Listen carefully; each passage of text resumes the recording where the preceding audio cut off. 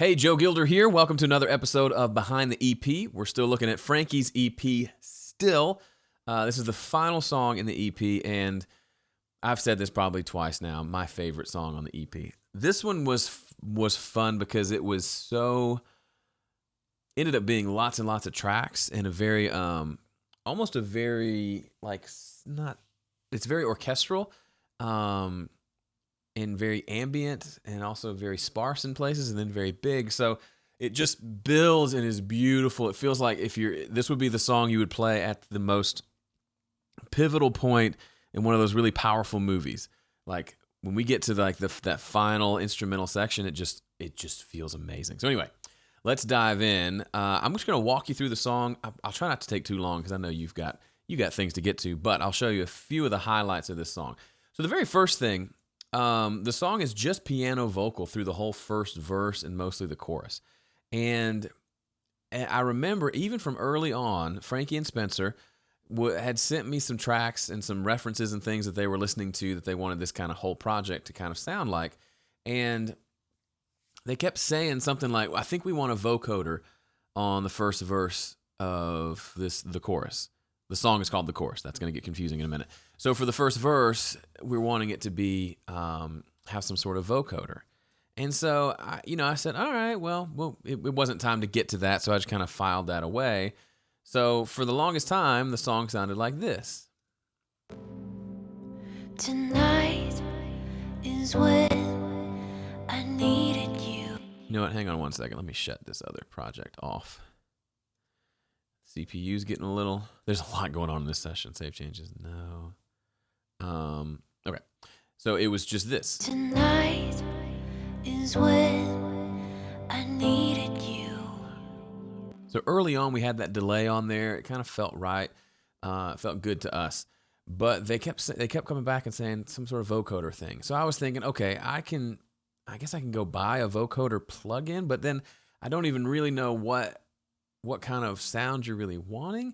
So eventually we were doing final vocal passes and stuff, and they played a song for me. I forget what the song was, but it was it was a male singer, and there were these tight, like vocoder-ish harmonies around what he was singing. But if you listen to it, it was really just one performance, and it sounded like they'd run it through a vocoder where they played the part with keys, and they'd taken his voice and pitched it to several different pitches to make it sound like harmony.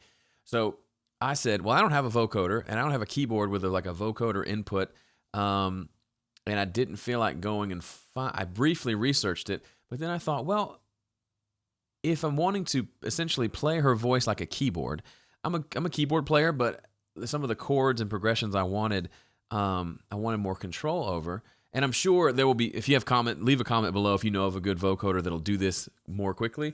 But essentially what I did, I had a morning where I just set aside some time, and I sat with my laptop up in my living room with earbuds in, and all I did was I exported this lead vocal and brought it into a session on my laptop.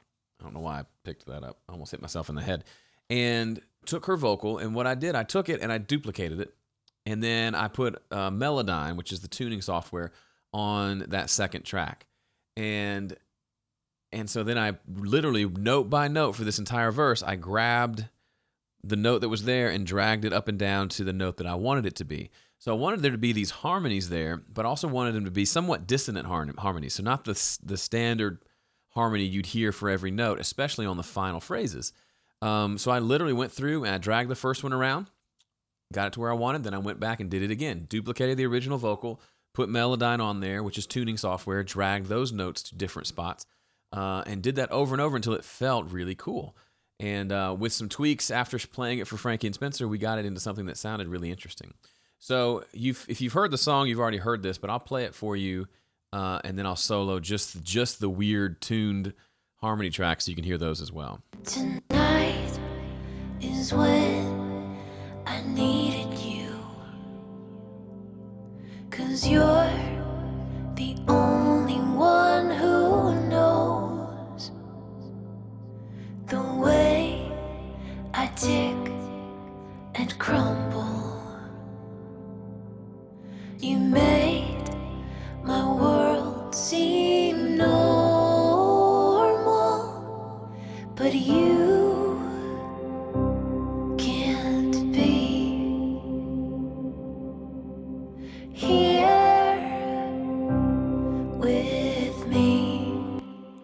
you may think, why not just have her sing harmonies on top of it? You could, but to have them be so tight like this, it could work. It would take probably a lot of work, and then it wouldn't sound, we wanted it to not sound just like harmonies, but to sound more like a vocoder, some kind of robotic sort of thing. And so that's what we got. So these are very, very like hard-tuned parts to specific notes with no variation in the pitch at all. So I'll let you hear what they sound like together. Tonight is when I needed you. So creepy. 'Cause you're only one who knows. So that chord right there, one who knows, it's not really in the chord that's being played, and it just added this interesting depth to the song. One who knows the way I tick and crumble. As you can imagine, there's a lot of noise on those between phrases, so I cut them up so where all the consonants you're hearing just from Frankie's main lead vocal, I tick and crumble. got rid of a lot of that noise. You make my world seem normal. It was so fun. Took a long time, but it was totally worth it. And one important thing, if you ever go do this, the very first track was just the same pitch as her vocal, just hard tuned. So her vocal has a little tuning here and there, but this vocal, I went really aggressive tuning on it and left the pitches the same, which creates almost a little bit of a chorus effect between her voice and this extra tuned voice. My world seemed normal. So that's an interesting way to add kind of a chorus effect or a sort of a pseudo double sound. If you can't have the person come back and double it, maybe do some weird pitch stuff to it, maybe super tune the double, blend them together, that might work. And then so for just this total mixing thing, if you're not into mixing, no problem. Look how many tracks there are. This thing is insane. But I took the vocoder tracks and I did a bunch of stuff to them. Added chorus, delay, compression, EQ, but the chorus was a big thing that I used to make it wider. So it's super thin sounding and wide, but combined with her vocal and the big thick piano, ended up being pretty cool.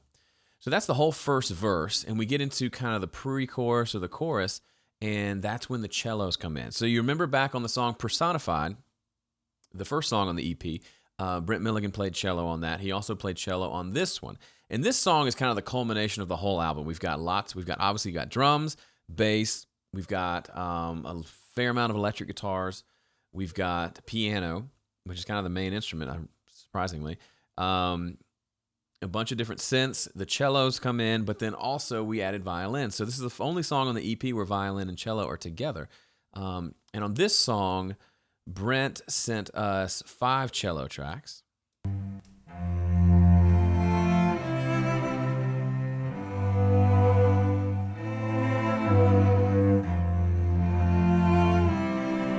So he did just beautiful, like cello, or, a cello ensemble sort of stuff. But then he even added these really funky things.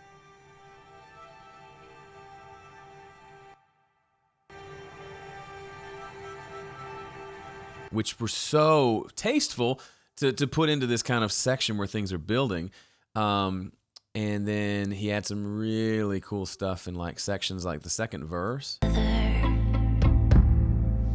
So much. Those little and then stop. Just very tasty, very beautiful.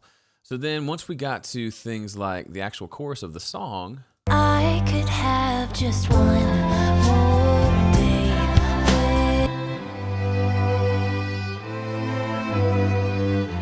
we essentially in the studio wrote a very simple violin part, 2 parts for the violin to complement the other cellos that were there. And that's what these pink tracks are, the violin. And we just kind of kept building from there. Probably the funnest part of the song is after this chorus, we get into just a very long, extended instrumental section.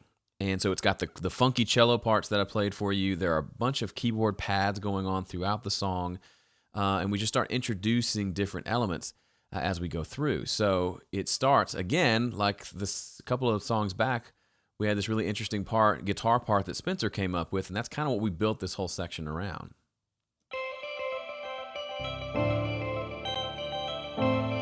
So he played it, and we found a good section and just looped it, and then I actually doubled it and took it up an octave.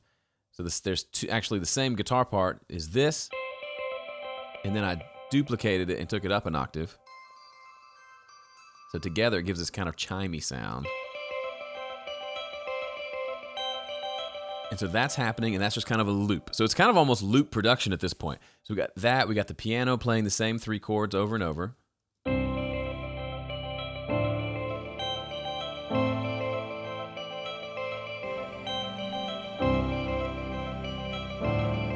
So it keeps going through that.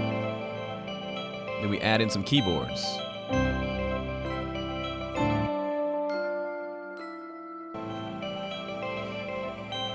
And all this is just the build up to this section here, which is just beautiful, and I'll just let it play.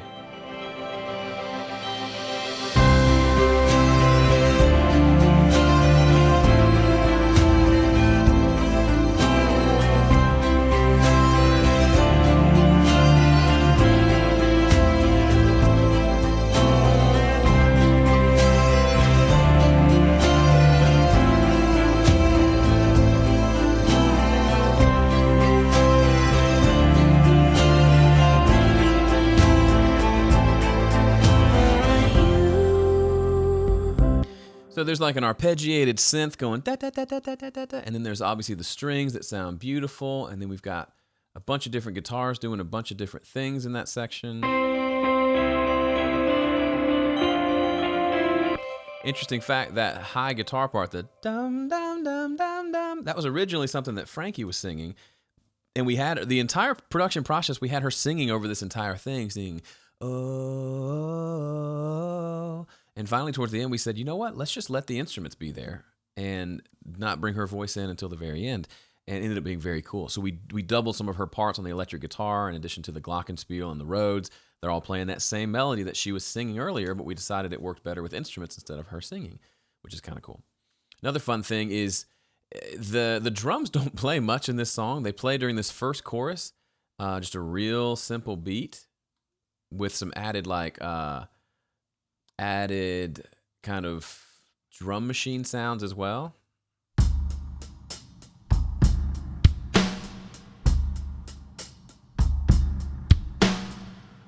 He plays for that chorus and then the last chorus, and that's about it.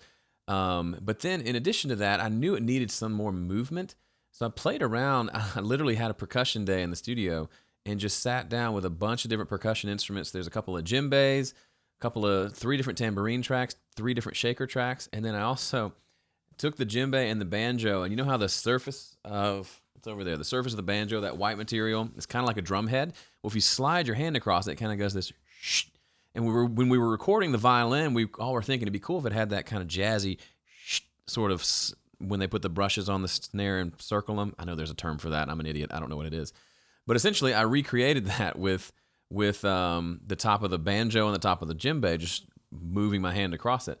Ended up being interesting. It's down in the mix. It's not super prominent because it doesn't need to be, but it ended up being a pretty interesting loop for that section that we then reintroduce at the end of the song. When things get big, we introduce this same loop section. So it starts off with the djembe, add in some tambourines, add in a couple of shakers, just played like, add in another shaker doing normal shaker things. And then here's the banjo and the djembe, the slide part.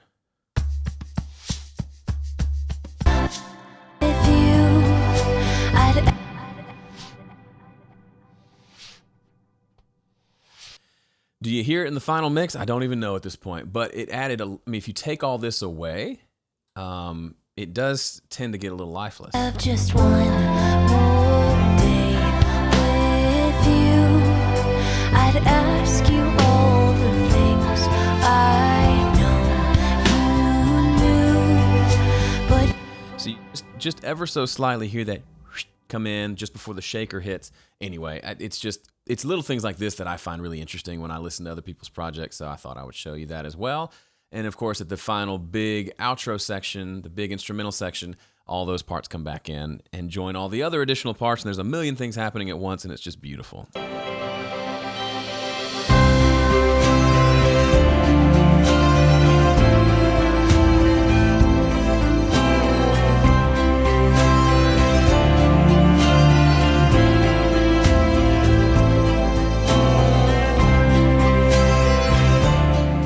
that's it for me. I hope you enjoyed this series. I hope you've enjoyed her EP. Listen to it often. Listen to it regularly. It's just great music. And thanks for Frankie and Spencer for letting me kind of dive into your tracks. I know it's a little more vulnerable, and this is a vulnerable EP, so it kind of fits.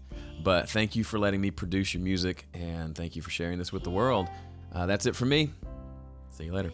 With me, if I could have just one more day with you, I'd ask you all the things I know you knew, but you once said that I am